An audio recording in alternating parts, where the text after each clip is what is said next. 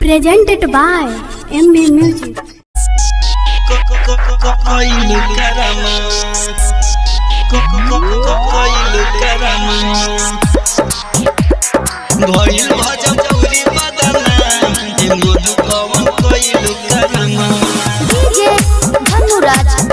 आप अभी सुन रहे हैं विराट म्यूजिक की शानदार प्रस्तुति। पलंग पर सूत के निहुर के बैठ के भइल दादा कौन काम हो सुना भइल दादा कौन काम हो खड़ा बहानी बाजार में लुटाइलू हो गई इज्जत नीलाम हो भइल प्रचार पूरा जानत समाज मधु ढेर कमाई लेलू ना हे मधु कौन कोइलू करामा कोइलू भोजपुरी बादाना हे मधु कौन कोइलू करामा भइल भोजपुरी बादाना हे मधु कौन कोइलू करामा म्यूजिक डायरेक्टर कोइलू करामा कोइलू करामा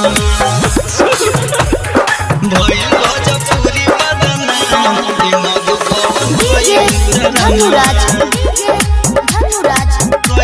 करामा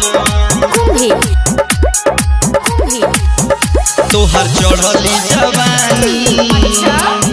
जब छोड़त रहे पानी अपना मन के मनई काहे कोइलू नादानी काहे कोइलू नादानी तोहर चढ़ली जवानी जब छोड़त रहे पानी अपना मन के मनई काहे कहिलू नादानी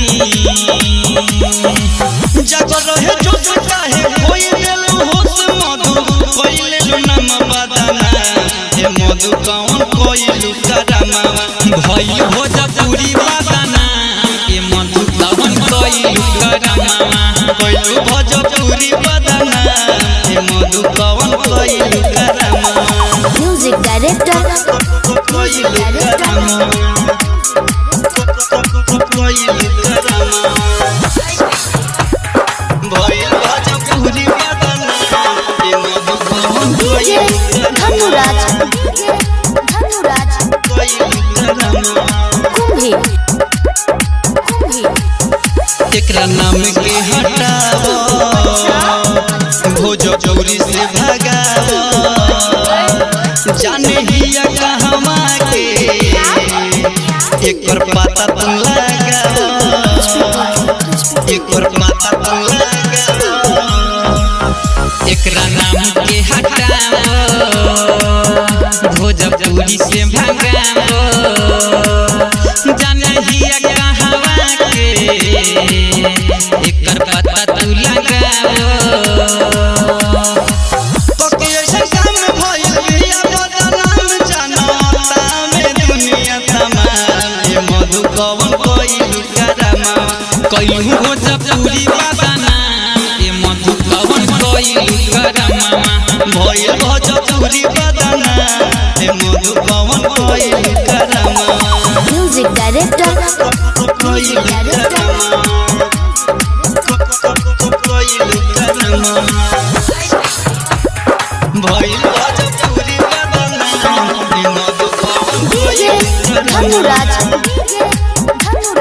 कोइलू करामा जौन वीडियो बनाई सबके इज्जत डुबाई कहतावे रंजित लकी सबके बड़े जोगेश भाई सबके बड़े जोगेश भाई जौन वीडियो बनाई सबके इज्जत डुबाई